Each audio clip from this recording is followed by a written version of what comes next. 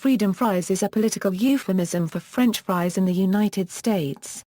The term came to prominence in 2003 when the then Republican chairman of the Committee on House Administration, Bob Ney, renamed the menu item in 3 congressional cafeterias in response to France's opposition to the proposed invasion of Iraq. Although originally supported with several restaurants changing their menus as well, following declining support for the Iraq War, the term fell out of use. Following Ney's resignation as chairman, it was quietly reverted.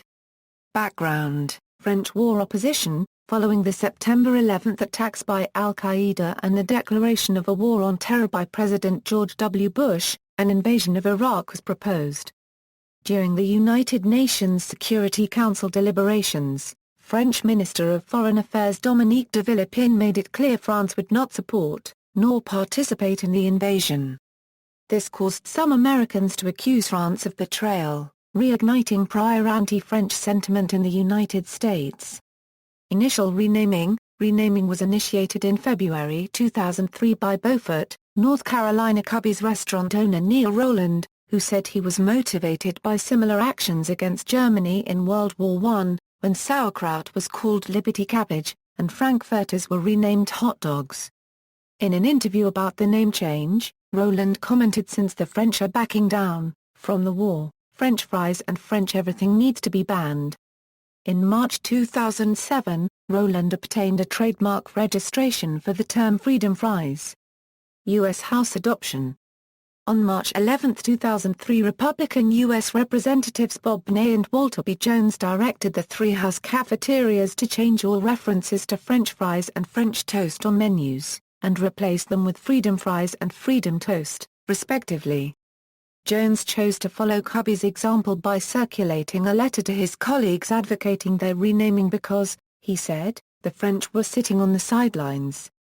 As Ney was chairman of the United States House Committee on House Administration, the action did not require any vote, as the committee has authority over House cafeterias. According to a statement released by Ney, the renaming was intended to express displeasure with France's continued refusal to stand with their U.S. allies. The statement further read, "This action today is a small but symbolic effort to show the strong displeasure many on Capitol Hill have with our so-called ally, France." When asked about his view on the change, Jones said it was a light-hearted gesture. Reactions. In response to the change, French Embassy spokeswoman Nathalie Lissour commented, "It's exactly a non-issue. We focus on the serious issues," and noted that fries originated in Belgium. She then remarked that France's position on the change was that they were in a very serious moment dealing with very serious issues, and we are not focusing on the name Americans give to potatoes. After the name reversal, an embassy spokeswoman said, "Our relations are definitely much more important than potatoes are. And our relations are back on track." In a 2005 opinion poll by Gallup, participants were asked if they felt the renaming of French fries and toast was a silly idea or a sincere expression of patriotism. 66% answered it was silly, 33% answered it was patriotic, and 1% had no opinion. Several restaurants followed the house's change, and the name is still used by 2, including Gino's Steaks and the chain restaurant Toby Keith's One Love This Bar and Grill. Opposed to the name change, the Satin Cafe in Santa Cruz, California, changed their menu to impeach George W. Bush fries. Reckitt Benckiser, maker of French's Mustard, sufficiently concerned about the movement, publicly clarified that its brand derived from a family name. Massachusetts Democratic Congressman Barney Frank noted the change "Is Congress look even sillier than it sometimes looks." New York Democratic Congressman Joseph Copyright Serrano characterized the renaming as petty grandstanding, and urged fellow legislators to concentrate on more pressing issues. In the March 15, 2003 episode of Saturday Night Live, Tina Fey reported this on the satirical Weekend Update. In a related story, in France, American cheese is now referred to as idiot cheese. The 2006 documentary Freedom Fries, and Other Stupidity We'll Have to Explain to Our Grandchildren, directed by Carl Chrisman, took a comedic viewpoint on American consumerism and patriotism. In the episode Stan Knows Best of American Dad! After being asked how his French toast is, the main character Stan remarks, "Smelly and ungrateful. But this American toast is delicious." In the comic strip Doonesbury, the characters Mark Slackmere and Zonko Harris criticized the name change in French. Slackmere said that, translated, the U.S. liberated France in World War II.